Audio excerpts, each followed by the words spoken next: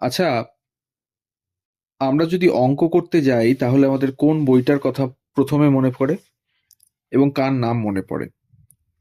হ্যাঁ, হ্যাঁ, ঠিক বলেছেন। আপনি যদি আহ বছর 40-এর যুবক বা যুবতী অথবা তার থেকে বেশি বয়সের কেউ হন তাহলে অবশ্যই আপনার এই নামটাই মনে পড়বে। হ্যাঁ, ঠিক ধরেছেন, কেসি নাগ বা কেশবচন্দ্র নাগ, যার অঙ্ক বই অঙ্ক কোষে আমরা বড় হয়েছি, বা এখনো যিনি জীবিত আছেন তার অঙ্ক বইয়ের মাধ্যমে। আজকে বলবো সেই কেশি নাগের গল্প। কোন বিখ্যাত মানুষ তাকে গণিত শিল্পী নাম দিয়েছিলেন, আমাদের গল্পে থাকছে সেই ইনফরমেশন। কোথা থেকে ঠিক শুরু করলেন গণিত চর্চা কেশবচন্দ্র নাগ মহাশয়, থাকছে সেই ইনফরমেশন। কোথায় জন্মেছিলেন, কোথায় তার স্কুলিং, এবং কিভাবে তার বড় হয়ে ওঠা, খেলাধুলার প্রতি তার কেমন চর্চা ছিল, তাও থাকছে আমাদের আজকের গল্পের ইনফরমেশনে। তাহলে শুনতে থাকুন গল্প যেখানে সত্যি। নমস্কার বন্ধুরা, কেমন আছেন সবাই? গল্প যেখানে সত্যি চ্যানেলের আরো একটি নতুন গল্পে আবারও আপনাদের সকলকে স্বাগত জানাই।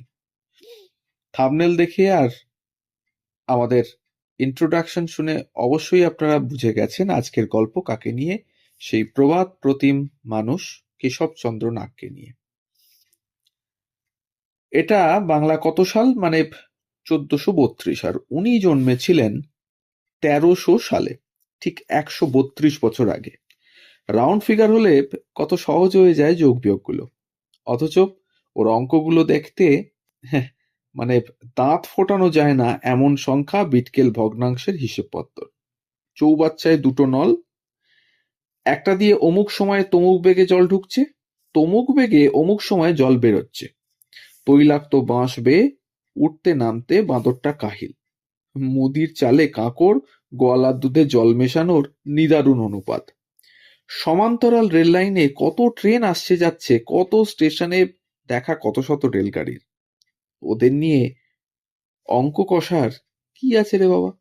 সরল যদি এতই জটিল, তাহলে তাকে আর সরল বলাই বা কেন? প্রশ্নগুলো রাম কঠিন, উত্তরও অজানা। শোনা যায় বেশ কিছু আফ্রিকান অধিবাসী নাকি 3-এর বেশি গুনতেই জানেন না। আর আমাদের সঙ্গেও তেমনটা হলে কি হতো? সহজেই অনুমেয়। তাছাড়া অঙ্কের নান্দনিক দিকের প্রভাবও বিশাল। স্থাপত্য, ভাস্কর্য, ছবি আঁকা আর চিত্রকলার যে নিখুঁত মাপজোক, তার আড়ালেও সেই অঙ্ক। আর প্রজন্ম থেকে প্রজন্ম পেরিয়ে বাঙালির কাছে সেই অঙ্কেরই সমার্থক হলেন আজকের গল্পের নায়ক কেশবচন্দ্র নাগ, ওরফে কেসি নাগ। 1893 সালের 10ই জুলাই জন্মেছিলেন তিনি। হুগলির নাগ পরিবারে তার জন্ম। বাবা রঘুনাথ নাগ ছেলের নাম রাখেন কেশবচন্দ্র, যার অঙ্কের বইগুলো দশকের পর দশক বাঙালিকে অঙ্কের প্রাথমিক পাঠ দিয়ে চলেছে। প্রখ্যাত বৈজ্ঞানিক গ্যালিলিও গ্যালিলি বলেছিলেন, mathematics is the language in which god has written the universe. সত্যি, সেটাই তো ঠিক। হাজার কোটি বছর ধরে মহাকাশে নিখুঁত রাস্তায় পরস্পরের গা বাঁচিয়ে ছুটে চলেছে অসংখ্য গ্রহ নক্ষত্র। তার মূলে কি? নিখুঁত অঙ্ক। প্রকৃতির বড় প্রিয় ফিবোনাচ্চি সিরিজ আর গোল্ডেন রেশিও। তাই তার ছায়া দেখা যায় ফুলের পাপড়িতে, গাছের ডালের বিন্যাসে, সাইক্লোনের গড়নে, গ্যালাক্সি, এমনকি আমাদের কানের গড়নেও। ভাবলে অবাক হতে হয়, এই গভীর বিস্তৃত বিষয়ের মূল এবং প্রাথমিক দিকগুলোকে কি সহজে আত্মস্থ করে নিয়েছিলেন কলকাতার মিত্র ইনস্টিটিউশনের প্রাক্তন শিক্ষক, প্রবাদ প্রতিম গণিতজ্ঞ কেশবচন্দ্র নাগ। না হলে কি এমন সব অঙ্কের বই লেখা সম্ভব হতো? বাংলা ভাষায় অঙ্ক চর্চা সম্ভব নয় বলে যারা মনে করেন, অন্তত স্কুল স্তরের অঙ্কের ক্ষেত্রে তাদের ধারণাকে ভুল প্রমাণ করে আসছে কেশি নাগের অঙ্ক বইগুলো। ভবানীপুরের মিত্র ইনস্টিটিউশন, যে স্কুলে অঙ্কের মাস্টারমশাই ও পরে হেডমাস্টারও ছিলেন কেশি নাগ, সেখানকার 40-50-এর দশক কি তার পরের দিকের ছাত্ররা কিন্তু জোর প্রতিবাদ করবেন, মানে করতেই হবে। খোদ কেসি নাগের অঙ্ক ক্লাস করেছেন তারা, জানেন অঙ্ককে কেমন সহজ করে বুঝিয়ে দিতেন মাস্টার মশাই। কেমন ছিল সেই পদ্ধতি?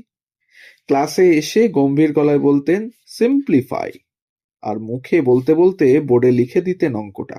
তারপর কোনো ছাত্রকে ডেকে বোর্ডে কষতে বলতেন, পুরোটা করতেও দিতেন, ভুল করতে দিতেন। তারপর ভুল হওয়া অংশটুকু চিহ্নিত করে মুছে দিয়ে ঠিক পথে নিয়ে যেতেন অঙ্কটাকে।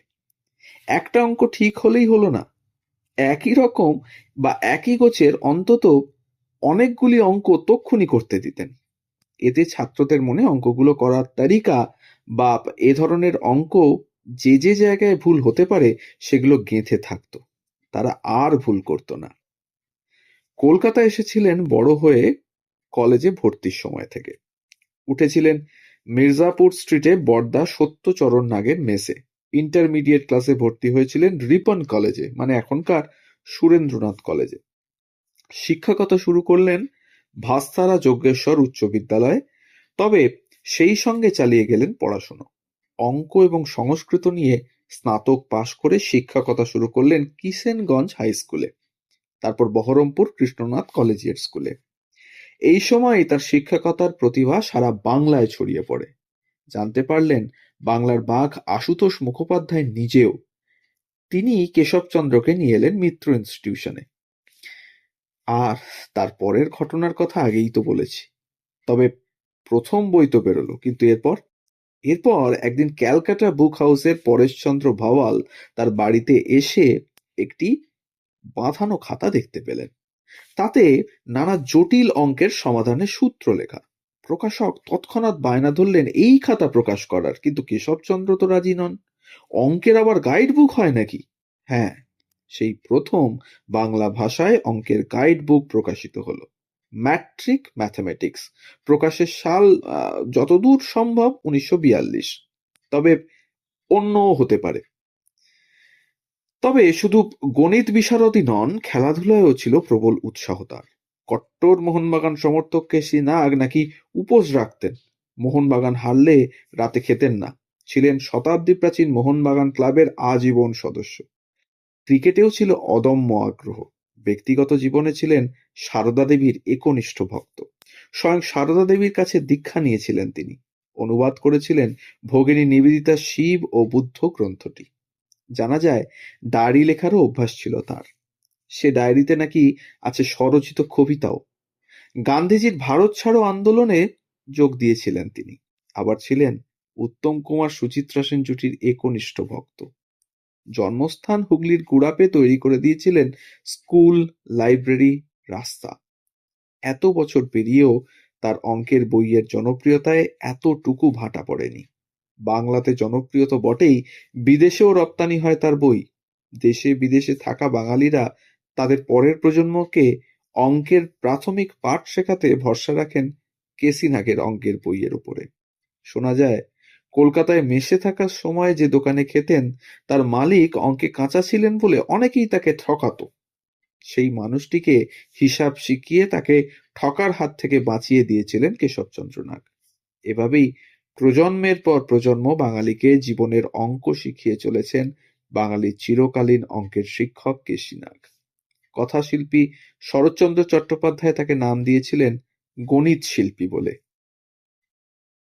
1932 সালে ইউএন ধর অ্যান্ড সন্স থেকে প্রকাশিত হলো তার প্রথম বই নবপাটিগণিত। খেলার সম্প্রচার শুনতেন রেডিওতে, আর তখন পাটিগণিত ছেড়ে ধরা দিত জ্যামিতি। ছবি এঁকে পাশের মানুষদের বোঝাতেন বলের অবস্থান ঠিক কোথায়।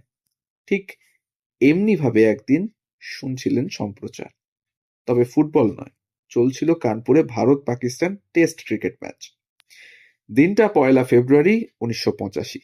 টান টান উত্তেজনার মধ্যে হঠাৎ সংজ্ঞা হারালেন তিনি। হ্যাঁ, সেরিব্রাল স্ট্রোক। এরপর 2 বছর কোনো ক্রমে বেঁচে ছিলেন। পুরোপুরি সুস্থ হয়ে উঠতে পারলেন না আর কোনোদিন। 1987 সালের 6 ফেব্রুয়ারি থেমে গেল সব অঙ্ক কষা। ওর ছাত্র তালিকায় আছেন সোমনাথ চট্টোপাধ্যায় থেকে হেমন্ত মুখোপাধ্যায়, বিকাশ রায়, আরো না জানি কত ছাত্রছাত্রী। তো এই ছিল আজকের গল্প, কেসি নাগের গল্প, অঙ্কের জাদুকরের গল্প, গণিত শিল্পীর গল্প, আরো নানা দিক দিয়ে যিনি দিকপাল ছিলেন সেই কেশবচন্দ্র নাগের গল্প রইল আপনাদের জন্য। আমাদের গল্প যদি এতটুকু আপনাদের মন ছুঁয়ে থাকে, ভালো লেগে থাকে আমাদের ইনফরমেশন, তাহলে অবশ্যই একটা লাইক, কমেন্ট এবং একটু শেয়ার করবেন আমাদের গল্পগুলো, যাতে আমরা আরো মানুষের কাছে পৌঁছে যেতে পারি। তাহলে সবাই ভালো থাকুন আর শুনতে থাকুন গল্প যেখানে সত্যি। আমরা থাকছি প্রতিদিন ঠিক সকাল 9টা থেকে 9টা 30 মিনিটে। ধন্যবাদ।